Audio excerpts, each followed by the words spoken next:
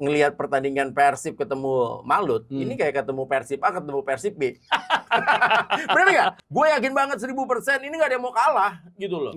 Persib juga nggak mau kalah, kan kalau sampai Persib kalah, pasti nanti kan ada omongan, wah salah kalian tuh. Kenapa Persib akhirnya tidak lagi menggunakan Ciro, DDS, Tyron, Nick Ivers, dan lain-lain itu karena Persib ingin bermain lebih sistem untuk musim ini, dan itu kebukti.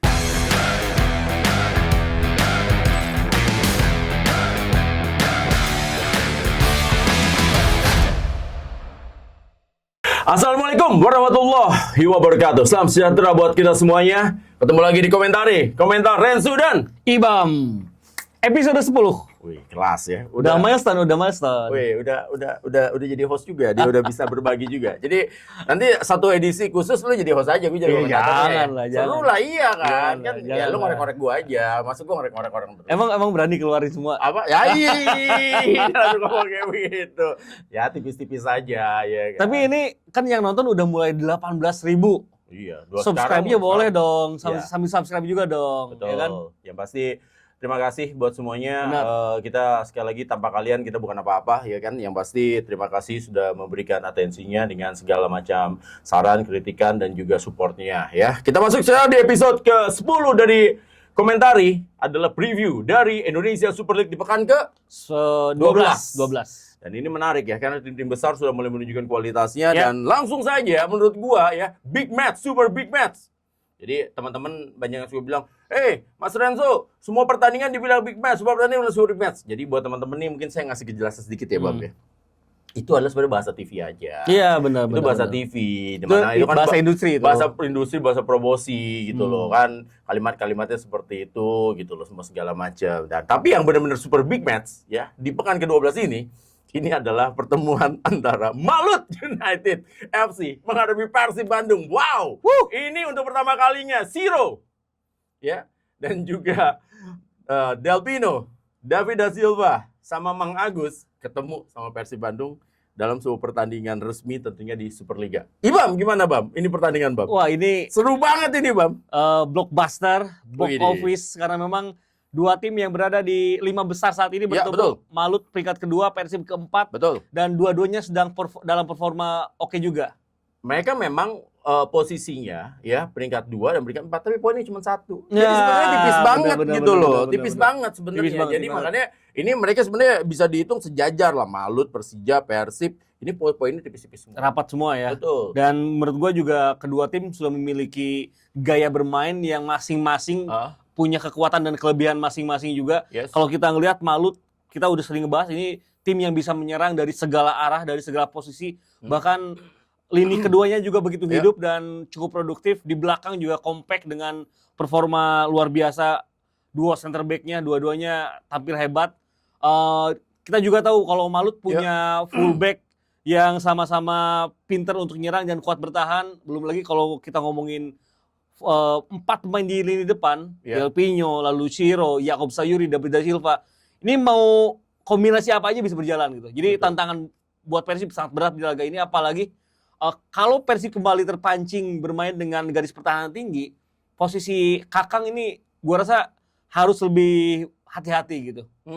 Jadi satu lagi nih ya. Jadi kita kan berbicara soal bagaimana kemampuan dari Malut. Malut ini menurut gua, jadi mereka kan awalnya pakai Alan Jose ya. Benar. Tapi di pertandingan terakhir itu Angga Saputro itu tampil luar biasa. Oke juga, benar. Jadi Angga Saputro ini sepertinya nggak mau kalah sama Nadio, nggak mau kalah juga sama Teja, yang lagi menjadi kiper-kiper lokal yang kualitasnya ini lagi on fire banget gitu. Dan ini akan menjadi sangat menarik karena ini kebetulan head to head banget nih antara Teja Pakualam dengan Angga Saputro, dua kiper yang sama-sama pernah dipanggil ke tim nasional, tapi akhirnya agak sedikit keluar dari radar, dan sekarang ini waktunya membuktikan kembali nih Bam.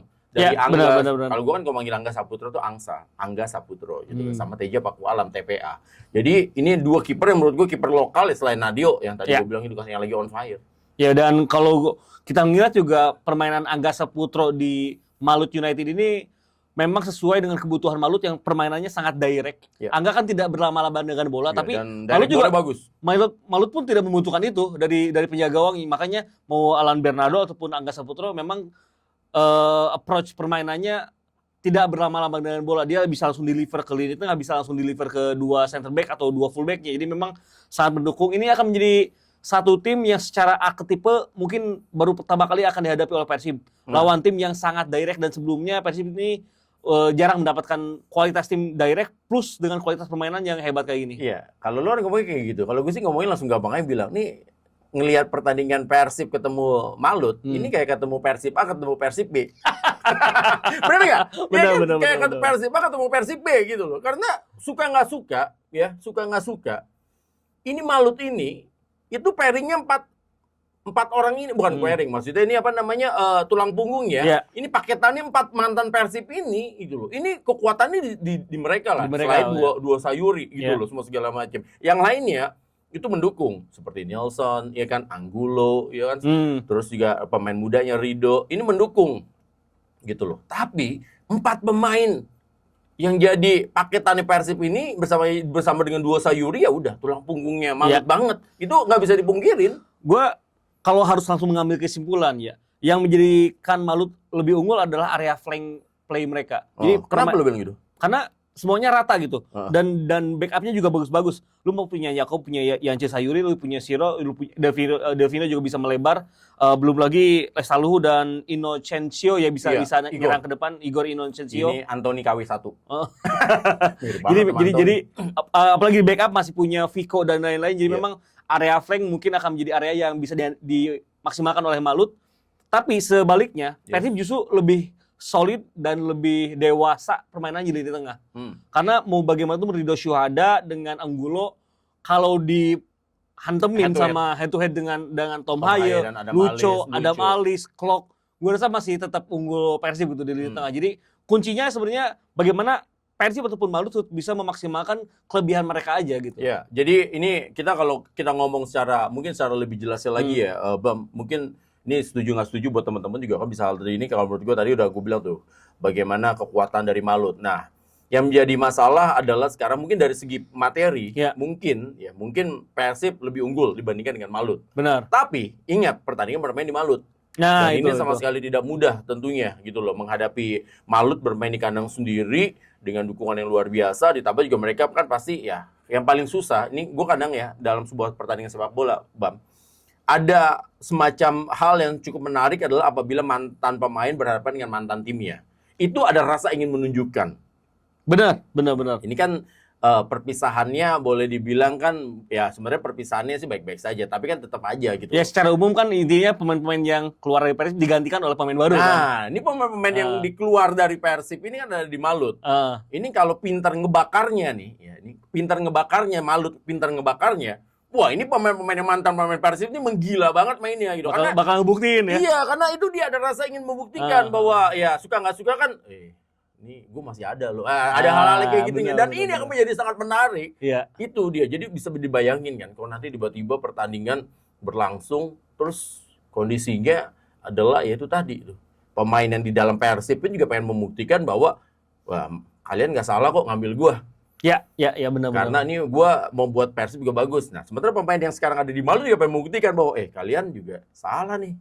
Ya, dalam tanda kutip tidak memperpanjang panjang kita. Karena kita juga masih oke. Nah, ini yang akan menjadi drama pertandingan Malut menghadapi Persib yang menurut gue yang akan jadi sangat menarik untuk kita saksikan. Gitu. Ya, dan kedua tim juga punya kedalaman materi sangat bagus, tapi harus diakui kalau masalah adjustment di dalam pertandingan ataupun perubahan taktik dan adaptasi taktik di dalam pertandingan, gue rasa Bojan Hodak tetap lebih di depan dibanding Hendy Susilo. Ini akan menjadi satu kondisi yang juga mungkin bisa membuat Persib lebih diunggulkan. Udah masuk di aspek pelatih ya. Okay. Tapi kalau ada satu hal yang membuat Persib juga perlu waspada adalah kelelahan mereka.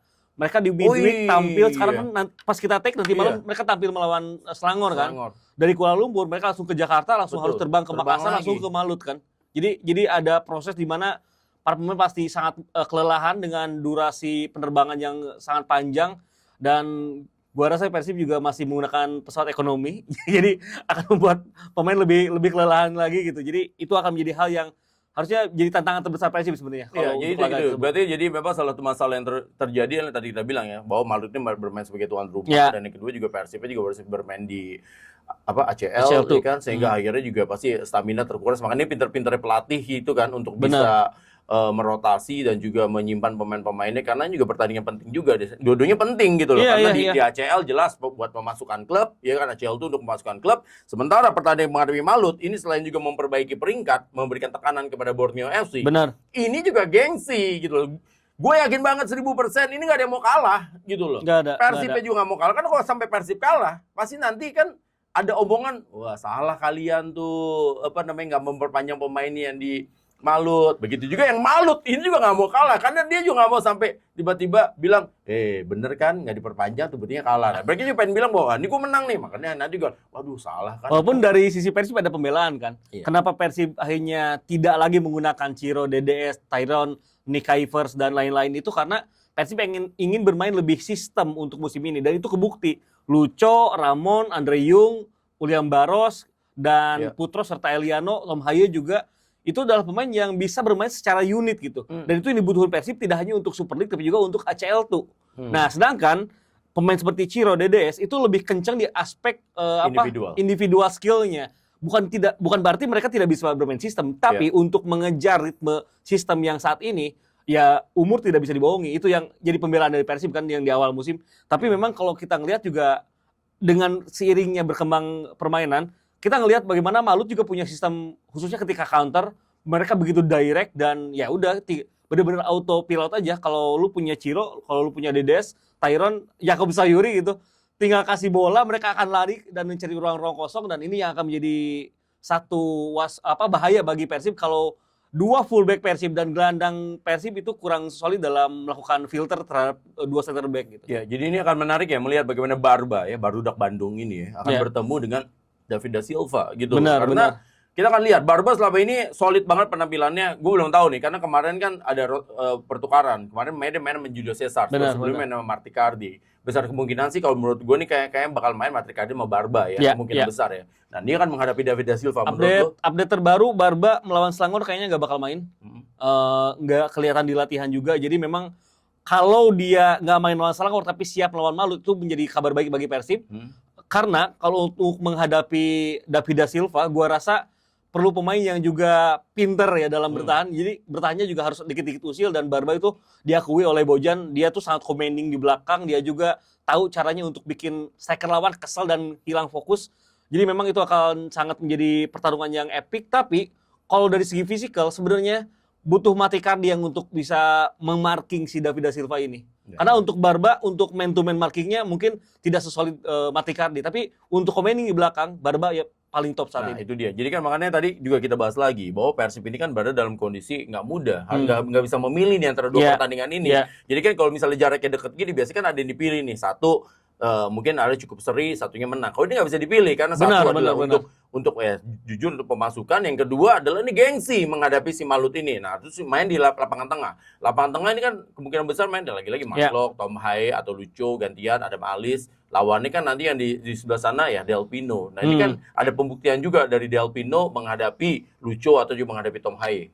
Ya, kalau Del Pino sebenarnya ini adalah pemain yang bisa menciptakan keajaiban di lapangan tengah. Meskipun lu mengcover ini pemain dengan dua orang, dia tetap bisa putar badan, memberikan assist atau enggak tendangan jarak jauh.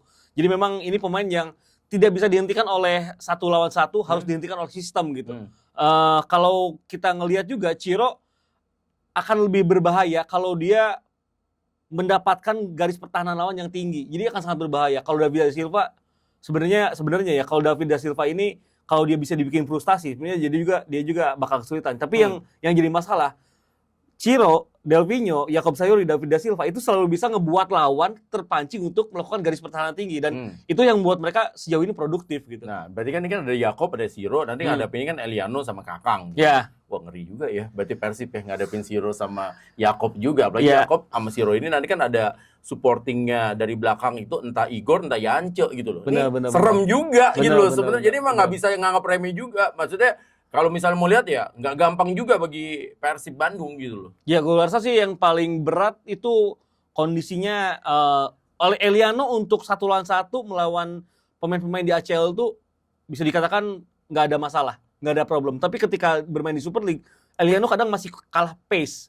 Di sini butuh peran Putro sebenarnya. Tapi sebenarnya Eliano kalau dia bisa ditemani oleh sistem, artinya memang mau nggak mau clock kalau Lucho main, Lucho juga harus ikut turun, bisa membantu dua fullback untuk bisa menjaga pertahanan. Itu mungkin bakal memudahkan kerja dari Kakang dan Eliano gitu. Oke, ini kita bahas nggak kelar nanti ya 2 kali 45 menit. Langsung saja prediksi dari Ibam Harhari terhadap partai duel gengsi antara Malut United FC menghadapi Persib Bandung. Yang jelas ini pertandingan nampaknya bakal ada gol dari kedua sisi dan kemungkinan imbang 1-1. Nyari aman. Malut bro, masalahnya Malut bro. Persib capek. Nyari aman. Persib bisa tetap golin. Andre Yung. Pasti, makanya nonton aja nanti hasilnya ya. Tapi yang pasti menurut ini pertandingan tidak boleh dilewatkan di pekan ke-12 ya. Persib menghadapi Malut United FC. Kita lanjut ke pertandingan berikutnya. Boleh. Ini pertandingan tradisional yang selalu seru. Bahkan pernah pertandingan antara kedua tim ini bertemu di Stadion Gelora Bung Karno Senayan Jakarta ketika di era Super League. Ya. Robert Arema Albert Indonesia menghadapi Persija ini menjadi 100 pertandingan paling banyak penontonnya. Benar. Sepanjang di era sejarah modern ya. Di era modern gitu loh. Benar. Dan hostnya waktu itu juga orang yang paling terkenal saat ini lah pokoknya hostnya. Iya. Nomor sepatu sama. 42 setengah.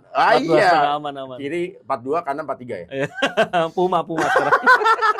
Ya, buat teman-teman, ini adalah pertandingan menarik karena Arema terakhir juga ya. Kembali membuktikan. Menang dan Luis Gustavo emang oke lah. Ini pemain nggak ada tampang pemain bola sebenarnya, Bam. Iya kan? Luis Gustavo nih kayak bukan kayak pemain bola gitu loh. Ini modelnya kayak pelaut gitu loh. Tapi ternyata dia bagus banget di lini pertahanan gitu loh. Dengan commanding yang sangat baik, mengcover posisi sehingga akhirnya posisi Lukas juga jadi lebih gampang gitu loh. Dia punya stopper, punya center back seperti kalau kita ngelihat Luis Gustavo. Dari musim-musim lalu Arema tuh punya back yang mirip kayak gini ya, kayak dulu kan ada Thales Lira juga sama Sergio siapa ya yang dulu zamannya Almeida tuh. Juga kan ada yang dari itu kan itu. Tipikalnya sama lah ya. Sebelum-sebelumnya ada Arthur Cunha juga. Tapi yang ngebedain pemain-pemain ini dengan Gustavo sekarang, Gustavo itu lebih teknikal gitu. Dia tahu caranya passing yang benar, dia tahu kapan momen untuk rilis passing, dia tahu kapan untuk ngambil bola dengan intercept bersih gitu. Dan kalau ngelihat juga akhirnya ngebuat Arema bisa build up di belakang dengan oke gitu. Apalagi di depannya ada Betinho, ada Valdeci.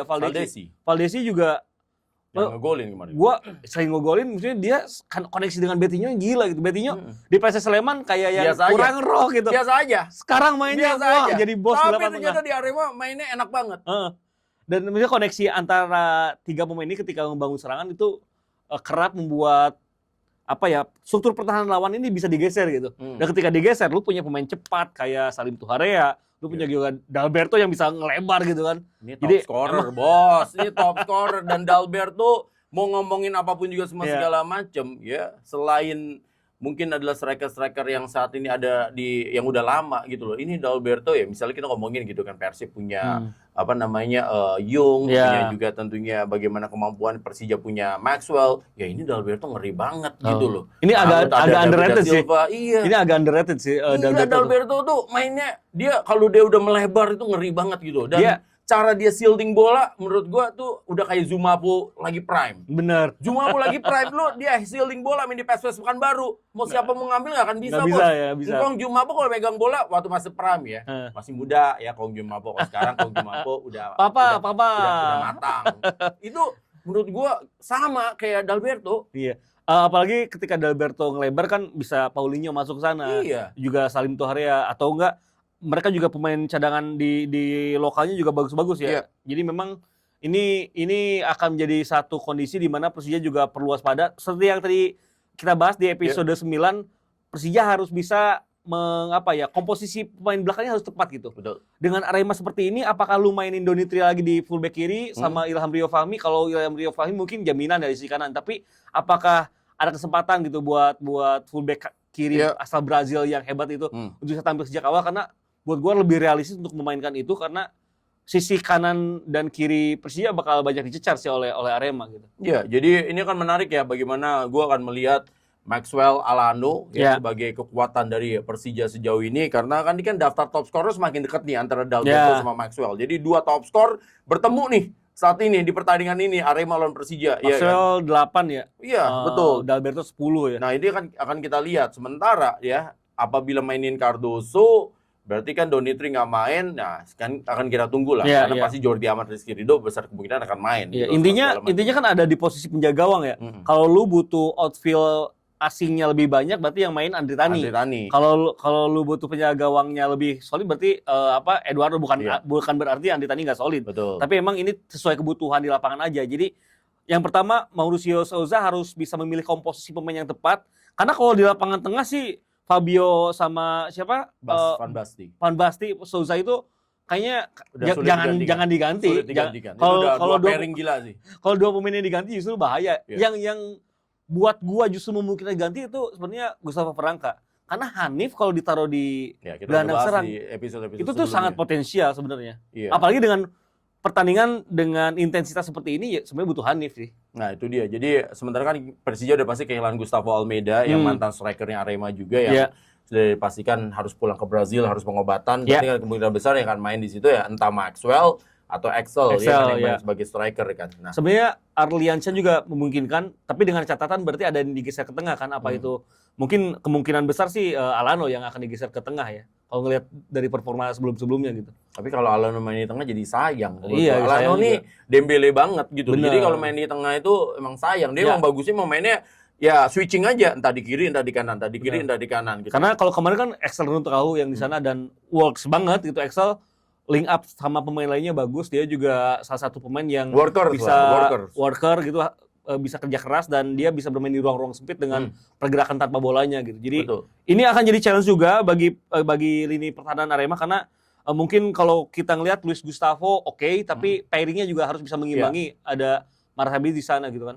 Kemungkinan besar sih akan pairing ini kan akan sama kayak pertandingan terakhir Arema yang main di situ kayaknya Matheus da Conceição kan. Benar-benar. Jadi Matheus da Conceição ini nama banyak orang yang nanya kan kenapa namanya Blade gitu. Itu karena wajahnya mirip sama Wesley Snipes. Wesley Snipes itu kan filmnya terkenal Blade gitu. Karena dia dipanggil namanya Blade sama kayak dulu Osas Marvelous gitu karena mirip Louis Saha dipanggilnya Osas Saha ya kan. Ini tinggal beberapa kayak Ibam gitu kan mirip sama Ibam mirip siapa Bang? Abimana. Oh. Yuwis gitu ya. Enggak lah, Ibam ini lebih tahu aja. Tapi yang jelas ya kayak gitu-gitu. Nah, ini menurut gua kemungkinan besar tandemnya itu dan Matheus da Conceição ini kan seorang gelandang bertahan sebenarnya. Dia main sebagai center back. Nah, nanti akan ngadepin pemain-pemain Persija. Nah, yang permasalahan gua adalah sekarang di sektor flank nih. John Alvarezi menurut gue tuh satu defender yang masih sangat baik ya hingga saat ini. Tapi menghadapi Alano juga dia pasti akan sulit juga. Karena Alano selain mainnya tricky, ya juga cepet juga. Sementara John kan faktor usia juga udah nggak bohong lah gitu loh. John juga pernah main di Persija. Tapi ini akan menjadi titik-titik yang berbahaya di kanan kalau masih main Rivat. Ya Rivat Marasebe juga back yang bagus gitu kan menurut gue di posisi kanan. Tapi Rivat itu sekarang suka emosi. Nah ketemu sama Maxwell. Sebenarnya dua-duanya sama ya. Iya repot juga. Alvarezi juga sering kepancing bikin kartu yang nggak penting. Nah ini dia, ini bahaya di situ. Bahayanya Persija kan sudah kita sering bahas. Set piece-nya itu oke gitu. Dia mau corner, mau tendangan bebas gitu. Mau tendangan bebas langsung ataupun yang di crossing sama-sama udah punya sistem set piece yang bakal ngebahayain Arema. Ini Arema kalau kebanyakan foul dari Rifan sama Alvarezi ini bakal bahaya gitu. Wah, buat gue sih yang pertama itu tadi Matheus Blade-nya harus bisa compact dulu sama Luis Gustavo. Yang kedua, ya semoga ini dua fullback-nya gak banyak kepancing ya. Kalau kepancingnya khususnya dari segi mentalitas ya. Kalau dari permainan mah karakternya udah kayak gitu. Dia dua pemain ini bukan karakter fullback yang sering nyerang sebenarnya.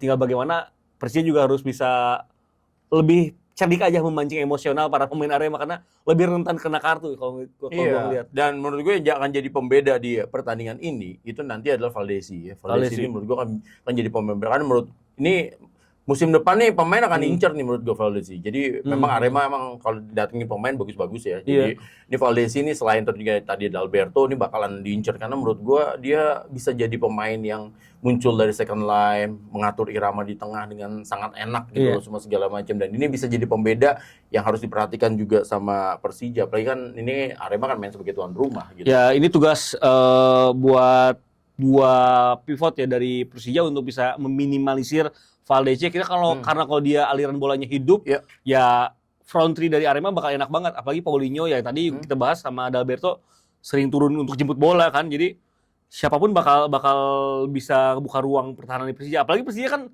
masalahnya sama juga dengan beberapa tim yang lebih diunggulkan gitu. Iya. Garis pertahanan kerap terpancing tinggi dan kemarin terakhir main itu mereka ninggalin Adritani sendirian. Makanya Jordi Amat sama Rizky Ridho udah di daerah oponen, udah di daerah lawan gitu. Ya, apalagi dua-duanya kan ball playing defender ya. Iya. Jadi memang sering banget kepancing masuk. Nah, itu bahaya kalau ketemu Valencia sama ketemu sama Puello itu. Paulinho ya. Dan gua rasa sih di momen ini Persija mungkin Puello cadangan. Kalau gua rasa sih di momen ini mungkin Persija akan tetap lebih diunggulkan dan bisa mengambil alih kendali permainan. Tapi untuk efektivitas Arema patut untuk diwaspadai gitu. Ya, jadi menarik ya kalau kita ngebahas soal bagaimana pertemuan dari kedua tim ini, karena ya nanti ini akan memberikan posisi peringkat tentunya dari kedua tim. Karena Arema peringkat 7, lalu juga Persija peringkat. Karena kalau Persija menang, Persija bisa ngelewatin. Karena Malut lagi bertemu dengan Persib. Ini kan sebenarnya keuntungan bagi Persija untuk bisa mengambil poin. Karena seperti yang lu bahas tadi, besar kemungkinan Malut ketemu Persib seri. Nah, kalau Persija menang 2-3, makanya kan akan memberikan tekanan kepada Borneo. Karena Borneo di atas kertas menghadapi lawan yang lebih mudah, Semen Padang gitu loh. Jadi harus mendekati. Ini momentum bagi Persija untuk mengambil poin menghadapi Arema. Tapi prediksi dari Ibam, menurut Ibam berapa Arema menghadapi Persija Jakarta? Gua rasa Persija bakal cetak gol lebih banyak dibanding Arema, artinya Persija bakal menang dan kemungkinan Arema bakal bobolan dari situasi set piece gitu. Kalau skor mungkin agak berat, Arema pun bisa cetak gol kayaknya ya. Kayaknya bakal hujan gol sih antara 1-3 atau enggak 2-3 lah. Ya, kalau prediksi Alano akan cetak gol di pertandingan. Alano akan cetak gol. Jadi Persija ya. Persija. Oke, kita lanjut ke pertandingan berikutnya lagi. Ini ada pertandingan antara kita langsung saja ya, ini karena waktu juga, kita langsung prediksinya Ibam aja. Biak lawan Persita. Persita lagi on fire banget ini. Persita bakal clean sheet, menang 2-0. Wih, berarti Persita akan terus memperposisikan dirinya di papan atas. Iya, tiba-tiba kan Persita juga sekarang peringkat 5 kan, 18 poin. Ya bisa jadi bisa ngerusak 4 besar di pekan ke-12 nanti gitu. Jadi emang Persita menurut gue sih, gue juga berapa kali ngeliat mainnya mereka, gol kerjasama kemarin gitu ya, Pablo Ganet, ya kan. Lalu juga Pablo Ganet itu baller banget sih. Eber Besa itu mereka main triangle-nya Mareko itu. Wah, gila sih itu. Jadi di depan juga punya pemain yang fluid kan, Andrei Šević ya. Iya, itu Andrejik itu. Iya, itu Alexa itu benar-benar udah ini banget lah segala macam. Prediksi Persita ya. Iya, 2-0. Oke, lanjut lagi ke Bayangkara menghadapi Bali United. Kayaknya Bali bakal back to back kalah sih ini. Serius loh? Serius. Serius. Paul Munster udah mulai dapat balance. Walaupun kemarin lawan Persita kan mereka main di home agak kesulitan karena itu mainnya dalam posisi berat. Panas banget itu situasinya, itu panas, bisa dibayangin panasnya setengah mati. Kurangnya Bali itu adalah Bali performanya sesuai lawan yang dihadapi sayangnya. Dia nggak bisa mempertahankan pace permainan dia di sana gitu. Dia tampil bagus lawan Persib, cuma gagal menang. Nah, kalau dia bisa mempertahankan mungkin bisa dapat poin dari Lampung. Cuman kalau kita ngeliat di laga melawan Jepara, Bali ini kerap ikut justru sama pace permainan lawan gitu. Ini yang mungkin bisa dimanfaatkan oleh Paul Munster. Berapa skornya?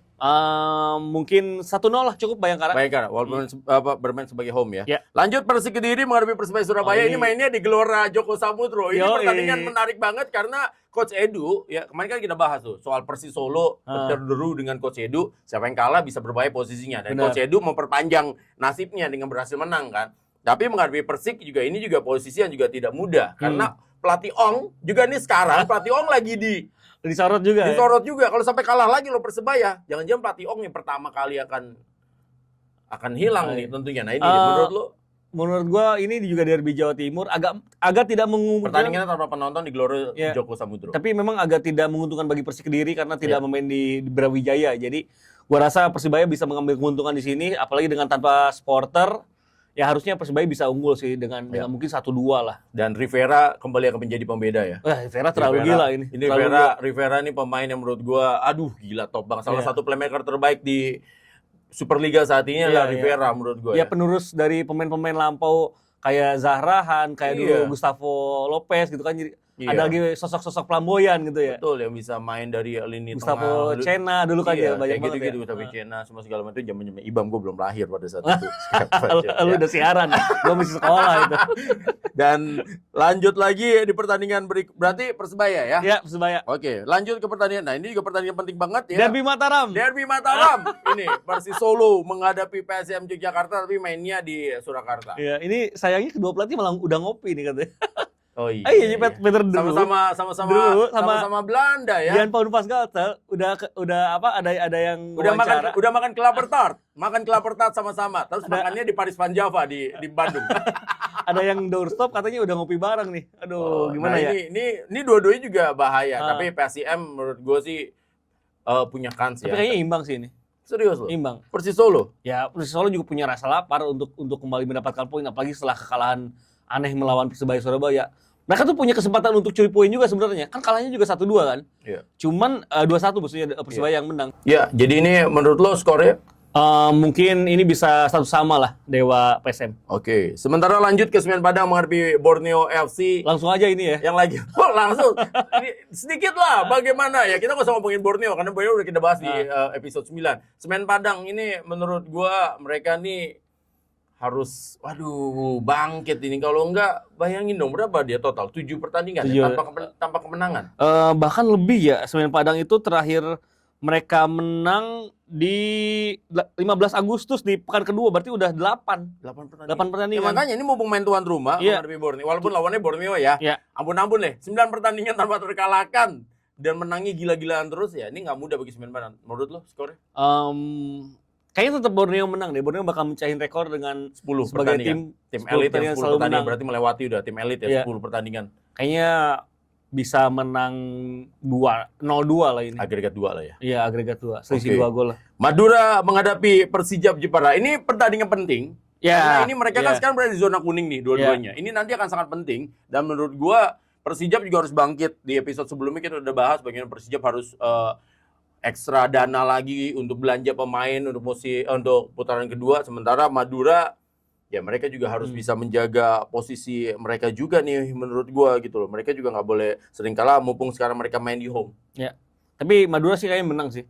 Kalau kita ngelihat grafik permainannya mungkin juga nggak spesial, tapi mereka ketika menghadapi lawan yang sepadan mereka bisa curi poin penuh gitu. Kalau pokoknya tim-tim yang lagi goyang bisa menjadi santapan enak bagi Madura. Lawan Dewa, mereka juga menang lawan Persik Kediri. Ong Kim Si yang bukan notabene tuh mereka berada di papan tengah semua. Iya. Jadi ini kayaknya bakal dimanfaatin sih sama Madura gitu. Apalagi Luis Alfredo Vera ya sebagai pelatih juga tahu caranya melawan tim yang intensitasnya kayak Persijap gitu. Iya, dan ketika mereka menghadapi PSM juga menurut gue juga cara main mereka juga cukup baik ya. Yordi juga makin hari juga makin menunjukkan kualitasnya gitu loh di lini tengah. Duetnya dengan Kerim Palic, tambah lagi Tovani juga. Dan Tovani ini menjadi upcoming talents di posisi 10.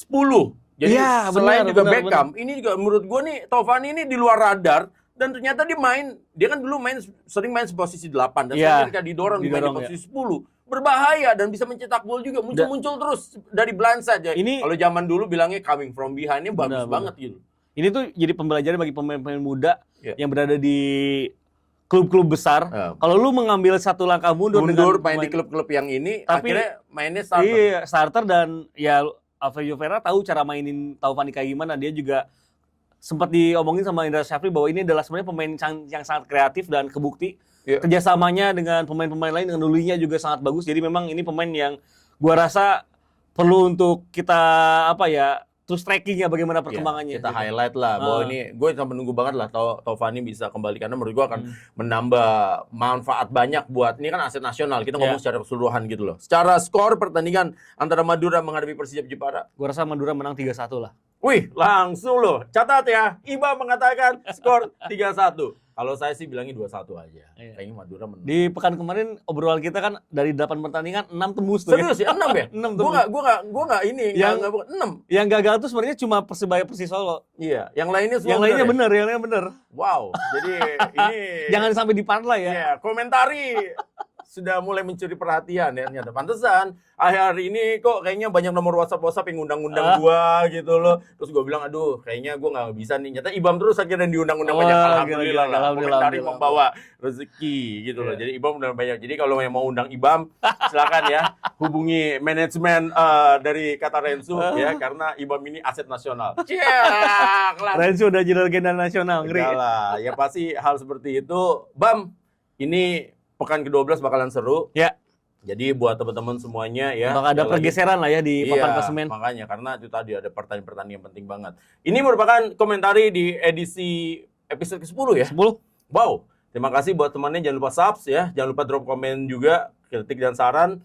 Kita pasti akan baca semuanya segala macam dan kita perbaiki untuk ke depannya semua. Dan buat para sponsor yang mau naruh sponsor di sini. Iya nih belum ada nih, masih kosongan nih. Ada juga mau ngirim jersey biar kita review di sini. Ada satu segmen nanti kita bahas dari jersey-nya. Boleh saja ya. Sampai ketemu lagi di episode berikutnya. Yang pasti saya Rendra dan juga tentunya Ibam yang mengucapkan terima kasih. Wassalamualaikum warahmatullahi wabarakatuh.